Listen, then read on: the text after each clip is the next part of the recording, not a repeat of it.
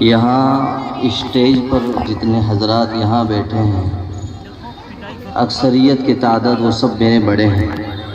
ان کے سامنے بہت لمبا بیان کرنا، بہت ساری نصیحتیں کرنا، میں ایسا سمجھتا ہوں جیسا کہ پانی کی موجودگی اور تیمم کیا جائے. جب پانی موجود ہے تو تیمم کی ضرورت کیا ہے؟ ناجائز ہے.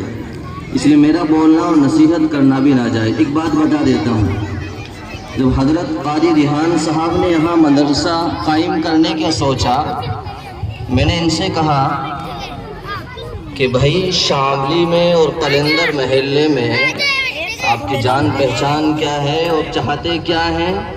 انہوں نے کہا مدرسہ قائم کرنا چاہتا ہوں، مدرسے میں بچوں کو طلباء کو پڑھانا چاہتا ہوں. ایک تاریخی بات میں آپ کو بتا دیتا ہوں ان کے متعلق. تاریخ تو چل رہی ہے اکابر کی، لیکن جو وقت کے علماء ہیں ان کی قدر کتنی ضروری ہے اور وہ چاہتے کیا ہے وہ بتا دینا چاہتا ہوں صرف.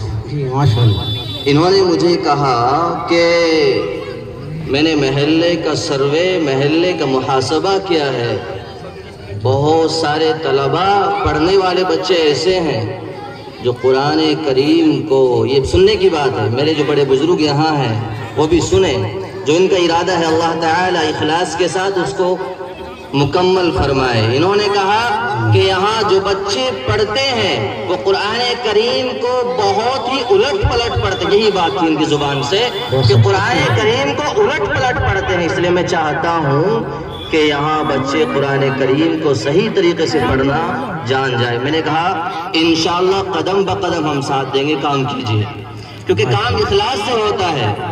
کوئی اپنی بلڈنگ بنانا چاہے، بہت سارے مدرسے قائم ہیں، اخلاص جب آ جائے گا انشاءاللہ اللہ تعالیٰ پہاڑوں میں بھی اس مدرسے کو قائم فرما دیں گے. ابھی مفتی عبدالغنی صاحب دامت برکاتہ العالی اللہ تعالیٰ ان کو کروٹ کروٹ چین سکون عطا فرمائے، پہاڑوں میں مدرسہ قائم کیا تھا. اللہ تعالیٰ نے ان کی اخلاص کی اور دل کی نورانیت کو پورے ہندوستان میں پہنچا دیا. تو انشاءاللہ اگر یہ محنت کریں گے پھر یہ تاریخی بات میں آپ کو بتا دیتا ہوں. ہندوستان میں انگریز آیا سن 1601 میں. کب آیا؟ ہندوستان میں 1601 میں انگریز آیا. اس وقت جہانگیر بادشاہ ہوا کرتے تھے. وہ سخت ناعاقبت اندیش آدمی تھے. انہوں نے سمجھا نہیں کہ انگریز چاہتا کیا ہے. انگریزوں کو اجازت دے دی کہ آئیے ہم سے تجارت کیجئے اور اپنی کمپنیاں یہاں لگائیے.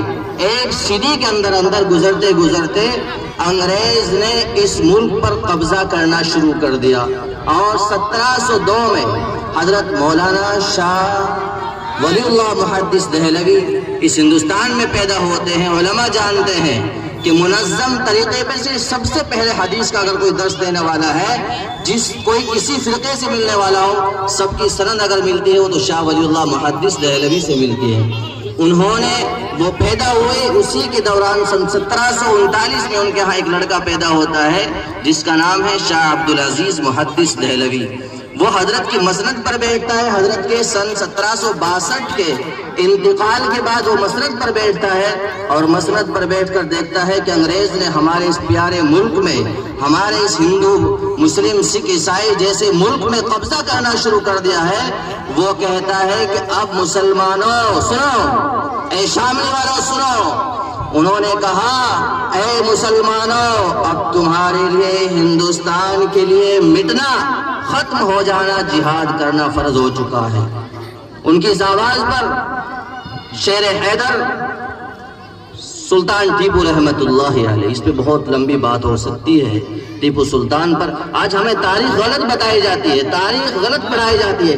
ٹیپو سلطان کو میں رحمت اللہ علیہ کیوں کہہ رہا ہوں؟ وہ بادشاہ تھے، لیکن بالغ ہونے سے لے کر کبھی انہوں نے اکٹھی 5 وقت کی نمازیں بھی قضا نہیں کی تھی.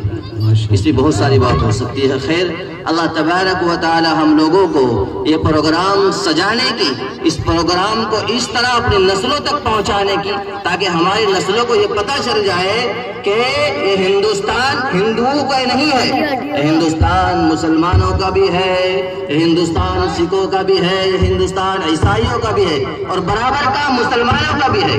اگر اس میں سے مسلمانوں کی تاریخ کو الگ کر دیا جائے تو یہ ادھورا نہیں، ختم ہو جاتا ہے. اللہ تبارک و تعالی ہمیں ہمیں اپنے بچوں کو یہ تعلیم دلانے کی، جیسے بچے کہہ رہے ہیں ہم اس دیش کے فرزند ہیں، اس پر جان لٹا دیں گے، اور یار یہ غدار کیا ہے، ہم غداروں کو مٹا دیں گے۔ وآخر الدعوانا الحمد خوب ماشاء اللہ۔